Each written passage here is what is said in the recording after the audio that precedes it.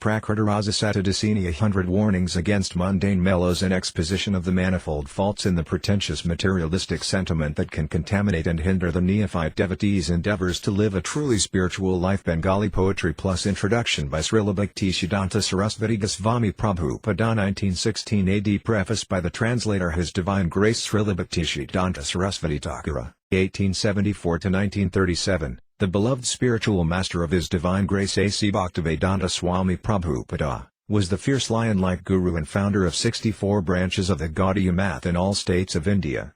He was totally intolerant of mundane conceptions that threatened to contaminate the performance of pure devotional service unto his eternal lords, Sri Sri Gandharbhika, and Giridhari. In particular, His Divine Grace Srila Sarasvati Thakura regularly condemned the mood of the Prakrta Sahajiyas, a class of materialistically tainted neophyte devotees. He saw that their immature enthusiasm and tendency toward creative deviation perpetually caused alarm to cautious adherence to the standard of pure devotion, as expressed by Sri Chaitanya Mahaprabhu and his followers. Thus, Srila Sarasvati Thakura composed the 157 lines of Bengali poetry entitled Prakrta Rasa Sata Dusini, which he published in the devotional Bengali periodical Sajjanato Sani during its 19th year of 1916-17. This unusual work is a brilliant composition that clearly shows no mercy at all to the pretentious so-called devotees who are complacent in their own fanciful concoctions. Indeed, famous for the preaching style called the chopping technique, Srila Bhaktisiddhanta Sarasvati appears candidly ruthless in his treatment of defending the most sacred philosophy in the universe, pure devotional service that follows in the footsteps of Srila Rupa Goswami. He persistently affirms in Bengali na, nd, meaning no, no, no. This can never be so, that can never be so, true devotees should never say this, genuine devotees should never do that, so forth and so on. He repeatedly uses the hammer-like negative statements to tear down any walls constructed by the false ego that block the aspiring soul from the pure live current of bhakti ever flowing from the lotus feet of Sri Rupa. And justifiably so, for never was there a time when immature deviators did not plague the sincere performance of bhakti yoga. There was only the question of who was learned enough, pure enough and bold enough to confront and dissolve the myriads of confusing philosophical misconceptions of the Sahajids that run rampant if left unchecked. His Divine Grace has fully proven himself qualified for this task in all respects, for he fearlessly serves the true Siddhanta of the Rupanugda Vaisnavas in prime form with the following simple Bengali verses.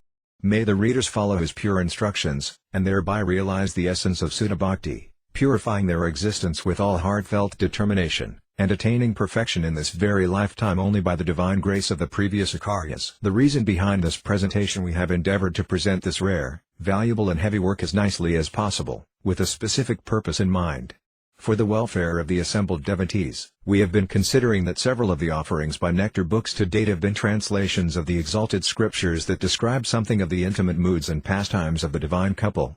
As such topics are presented mainly for research and higher study purposes, we have been operating very cautiously so that these confidential literatures may not be taken cheaply.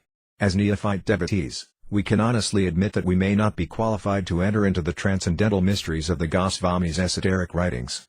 Still, in serving these literatures to the best of our capacity, we find that Krishna has been distributing them in greater capacity than we had anticipated. And now, in order to issue a healthy warning against possible misuse of the Rasa Sastra, we herein offer the poetic version of the authoritative voice of Srila Bhaktisiddhanta Sarasvati Thakura. Indeed, he is calling us all back to humbly acknowledging our many shortcomings, and thereby clearly points the way forward in our journey back to home, back to Godhead. Your servant, Dasaratha Sutta Dasa. Introduction. Amongst the higher classes of people in society, there are three main paths for traveling through the kingdom of various beliefs regarding transcendence. These are known as the paths of karma, performance of materially fruitive activity, jnana, cultivation of transcendental knowledge, and bhakti, purely surrendered devotional service. First, the path of karma marga involves the arrangements for obtaining temporary worldly benefits, which are enjoyed by souls trapped in the bondage of the materially conditioned platform of life.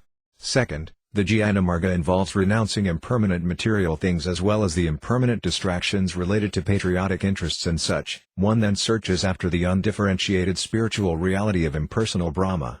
And the third path involves positive activity that is transcendental to karma, jnana and matter altogether. It is the way of cultivating actions favorable for serving the object most worthy of service, Sri Krishna.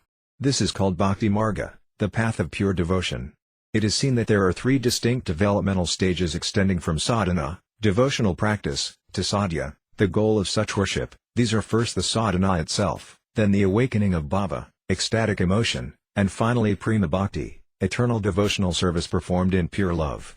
While cultivating the aspects of knowledge relating to the goal of worship, as well as the varieties of ecstatic emotions and methods of pure loving service, troubles invariably arise.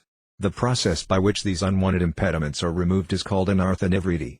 The conceptions expressed in the following poem are founded in the wonderful and supremely astonishing pastimes of Sri Gauranga Sundara as well as in the opinions established by the Gosvamis, who are the Lord's eternal associates in these pastimes. 1. O brothers! No material efforts can ever produce the awakening of rasa, factual transcendental mellows. The pure devotee of the Lord never sings the glories of any mundane mellows that are born of the dull material world. 2. The true disciples never desire to ask their spiritual master for instructions regarding material mellows. The genuine spiritual master never gives his disciples any such material mellows, which are devoid of riti, transcendental loving attachment to the Lord. 3. The Lord's real devotee never knows any difference between the holy name of Krishna and transcendental mellows. Therefore the devotee never says there is a difference between the holy name and the mellows of devotion. 4. The holy name is never revealed to one who is situated in the bodily concept of life and thinks in terms of I and mine. If one doesn't reject the enjoying mentality, the transcendental platform will never be attained. 5. Devotional service unto Lord Krishna can never be performed by engaging in the mundane enjoyment of material sense objects. Material things can never acquire the attributes of the transcendental at any time. 6. The transcendental consciousness of the spiritual world is never manifest in the mundane material condition. The devotee of the Lord never claims that any mundane object in this world is spiritually conscious. 7. The true devotee never engages in activities of materialistic sense gratification. Material enjoyment and devotional service to Krishna are never the same under any circumstances. 8. Selfish enjoyment of one's own senses in mundane lust is never called prema, love of Godhead, by the genuine devotee. A bona fide spiritual master never tells his disciple, "You are absorbed in the mellows of divine rasa." 9. The genuine spiritual master never claims, "I am absorbed in the mellows of divine rasa." The guru never talks idly with his disciples on subjects of gross worldly mellows. 10. By singing the glories of worldly relationships born of mundane mellows, no one has ever attained benefit in their spiritual life. The genuine devotee never proclaims that Lord Krishna's incarnation is mundane. 11. The devotee never says that the holy name of Krishna is material, for Krishna cannot be known by means of matter. The pure devotee of the Lord never recognizes any difference between the holy name of Krishna and pure rasa itself. 12. The bona fide spiritual master never teaches that there is a difference between the holy name of Krishna and rasa. Even after attaining actual rasa, the regulative principles of devotional service are never concluded. 13. By employing pretentious means, no one can ever make transcendental mellows appear in the holy name. The backwards conception that Krishna's name comes from rasa can never be true. 14. Rasa, devotional mellow, can never be first present and then develop into rati, transcendental attachment, or shraddha, proper faith. The Srimad Bhagavatam, or the realized devotee, never sings any opinion other than rati develops from shraddha. 15. The pure devotee of Krishna never speaks of anything other than rasa, transcendental mellow, that is endowed with rati, loving attachment. The guru never claims that rati and rasa are present within the practice of preliminary devotion, sadhana bhakti. 16. The awakening of transcendental emotional ecstasies, bhava bhakti, is never said to occur before the practice of regulated devotional service, sadhana bhakti. The performance of regulated devotion with faith limited only to such beginning regulations, vaiyi shraddha, can never give rise to spontaneous devotional service, raganuga bhakti. 17. When bhava, the ecstatic mood of divine love actually sprouts, then the need for following scriptural rules, viti, does not remain. Mere faith and spontaneous devotional service, however, does not produce the actual awakening of transcendental loving attachment, rati. 18. If transcendental attachment has not yet developed within the heart, a devotee is never said to have attained the stage of ecstatic bhava. The followers of spontaneous devotion, raganugas, never say that neophyte students of devotion, sadhakas, have experienced the awakening of bhava. 19. Genuine devotees on the level of spontaneous devotional service never say that neophyte students of devotion have attained rasa. The pure emotions characteristic of the goal of spontaneous devotion are never attained without first experiencing the correct progressive development of spiritual attachment, rati. 20. Only when the seed of intense divine emotion sprouts forth pure bhava, then there is no longer any need to adhere to scriptural rules and regulations. Vaidya Bhakti. One should never consider ruchi, the taste for devotional service, to be the same as rati, transcendental loving attachment in devotional service. 21. Divine rasa can never be factually attained merely by talking of spontaneous devotion, by claiming I am a raganuga bhakta. A beginning student who should still be further purified by following the scriptural injunctions is never said to be on the level of performing spontaneous loving service unto the Lord. 22. No one can ever experience the sprouting of pure ecstatic emotions without first following the regulated injunctions of the scriptures. One who does not give up materialistic faith can never attain the stage of spiritual attachment in devotional service.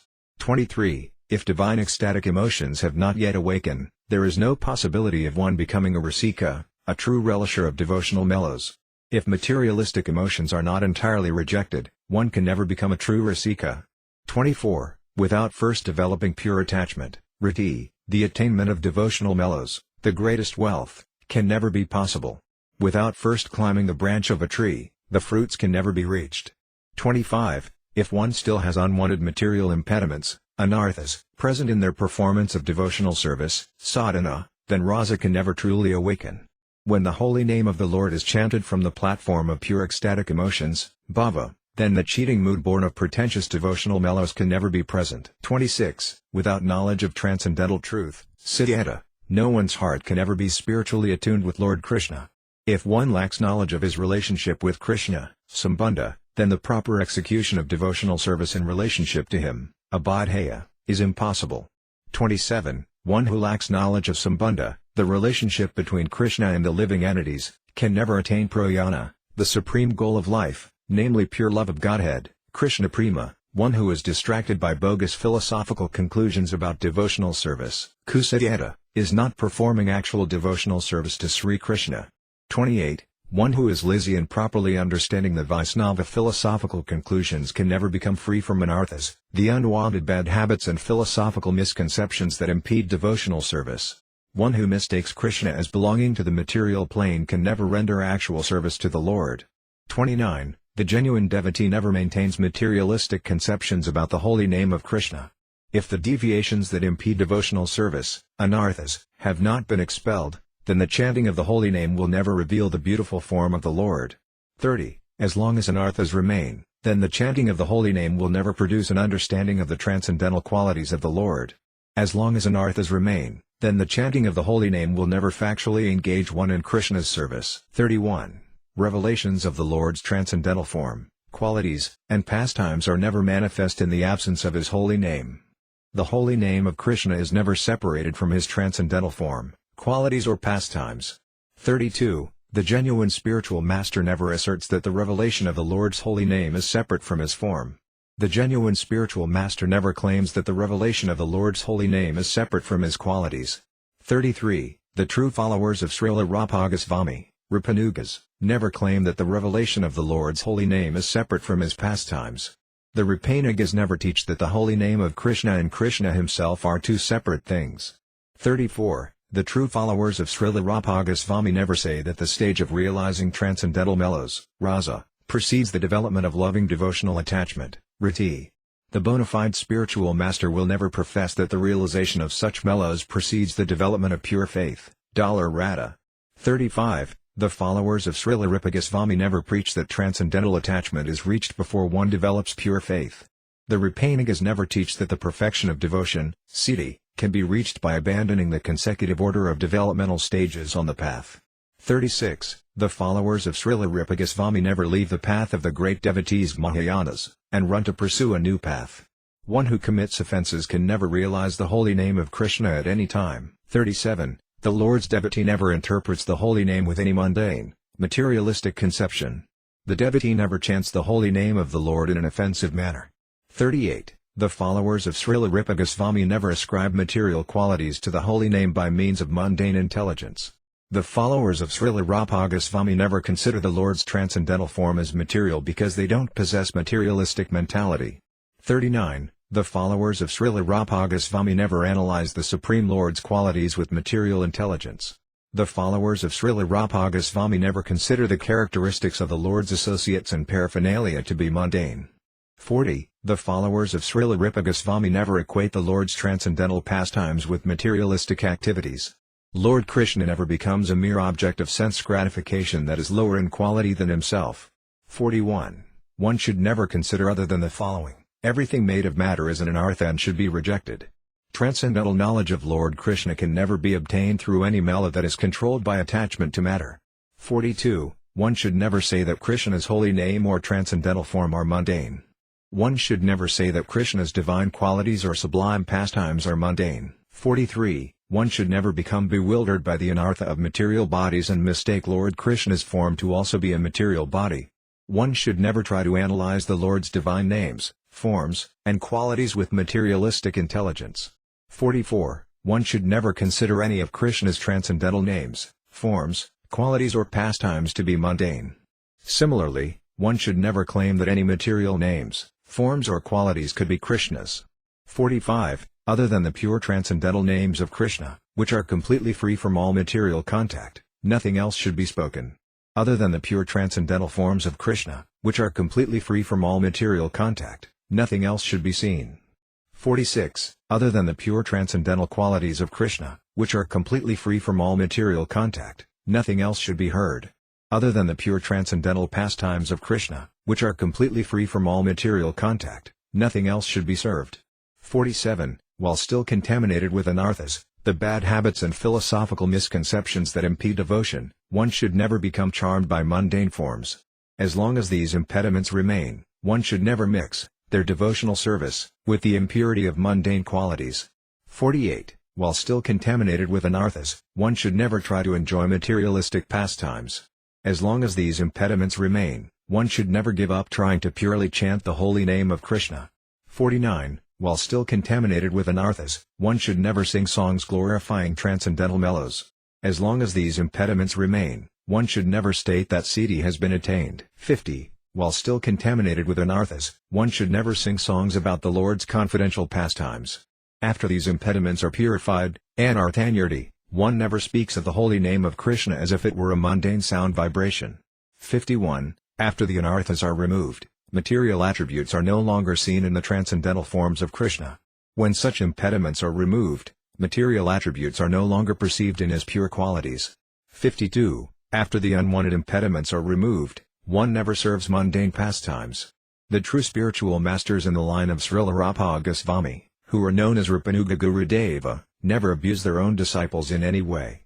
53. The true disciple never rejects the spiritual master because of their own desires for material enjoyment. The genuine spiritual master never finds fault with the devotional path shown by the great devotees, Mahayanas. 54. There can never be any difference between the explanations of the bona fide spiritual master and the teachings of the great devotees, Mahayanas. The pure spiritual master never puts thorn-like deterrents on the path of one's execution of practical devotional service, sadhana. 35. The followers of Srila Rupa Goswami are never neglectful in assessing anyone's spiritual qualifications.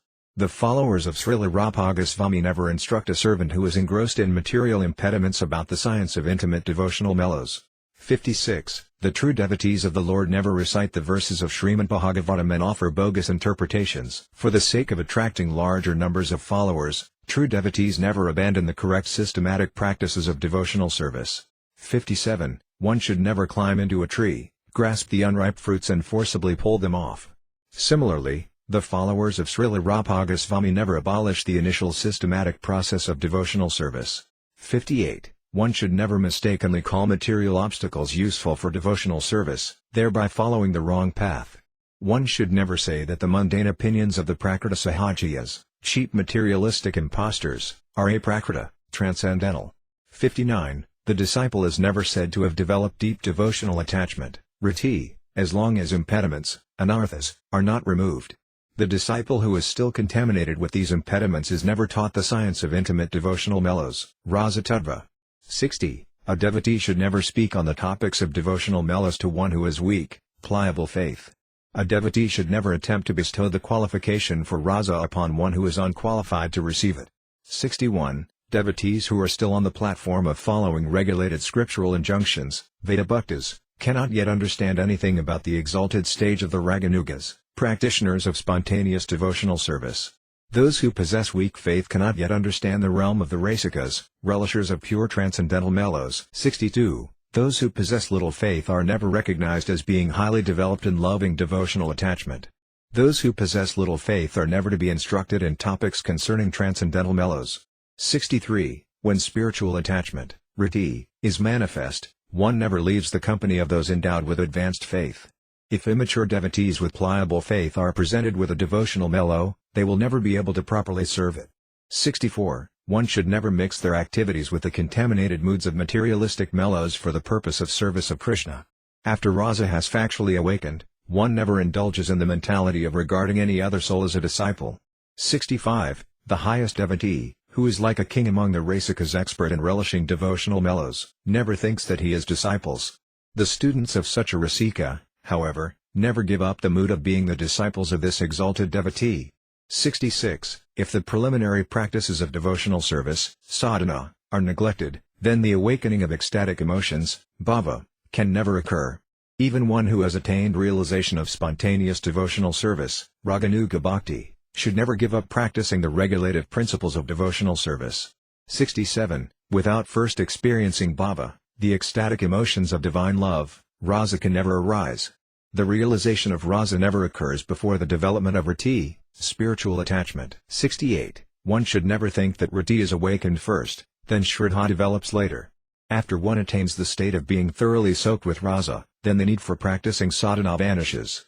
69. In the absence of the necessary constituent elements of the bhakti process, such as anartha nivritti, nistha, rusi, etc., one can never become fixed up in their own eternal sthāi-bhava, one of the 5 principal mellows.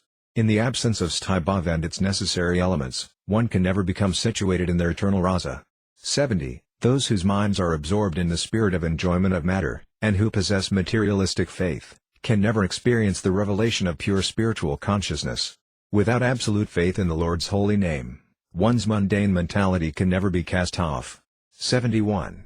One who is reluctant to give up their materialistic mentality will never receive the mercy of the pure holy name of Lord Krishna.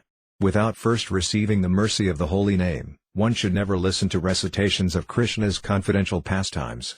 72. One who thinks that the holy name of Krishna is mundane can never become free from lust. One who thinks that the transcendental form of Krishna is mundane can never become free from lust. 73. One who thinks that the divine qualities of Krishna are mundane can never become free from lust. One who thinks that the eternal pastimes of Krishna are mundane can never become free from lust. 74. If one's consciousness is blocked by material conceptions, then Krishna's pure transcendental form can never be realized by chanting the holy name. If one's consciousness is blocked by material conceptions, then Krishna's pure transcendental qualities can never be realized by chanting the holy name. 75. Due to the blockage of offenses, aparadha, one can never attain the flow of pure transcendental mellows. Due to the blockage of offenses, one can never experience the pure holy name of the Lord.